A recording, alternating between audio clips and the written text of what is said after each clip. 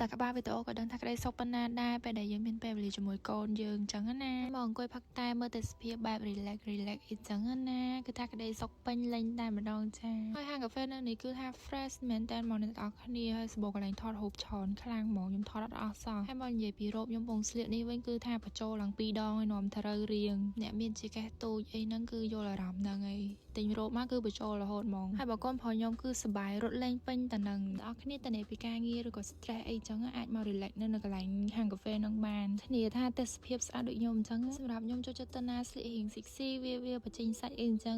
ប៉ុន្តែស្បែកខ្ញុំនៅតែសភ្លឺរលោងជាងពីខាងក្នុងដោយសារតែខ្ញុំប្រើជាមួយនឹងចូលវិញប៉ា crystal ខ្ញុំ best recommend មែនតើអ្នកនរគ្នាដែលខ្ជិលផឹកទឹកឬក៏អត់មានពេលផឹកទឹកអីចឹងអ្នកនរគ្នាគួរតែប្រើប្រាស់ជាមួយនឹងចូលវិញប៉ា crystal ដែលនាំចូលមកពីប្រទេសជប៉ុនតែចូលវិញនឹងគឺមាន ingredient ល្អៗជាច្រើនដូចជាផ្លែឈើ21មុខវិញប៉ា crystal វីតាមីន C វីតាមីន arbuthin គឺថាល្អជំនួយដល់ស្បែកយើងចេញពីខាងក្នុងតែម្ដងស្បែកតឹងក្មេងជាងវ័យពេញមកតួខ្លួនតែម្ដងជាពិសេសគឺជួយបំបត្តិស្នាមជាំស្នាមអាចរុយផ្សេងៗនៅលើដងខ្លួនយើងបានយ៉ាងមានប្រសិទ្ធភាពវីដេអូខ្ញុំមានតែប៉ុណ្្នឹងទេអរគុណអ្នកទាំងអស់គ្នាបាយបាយ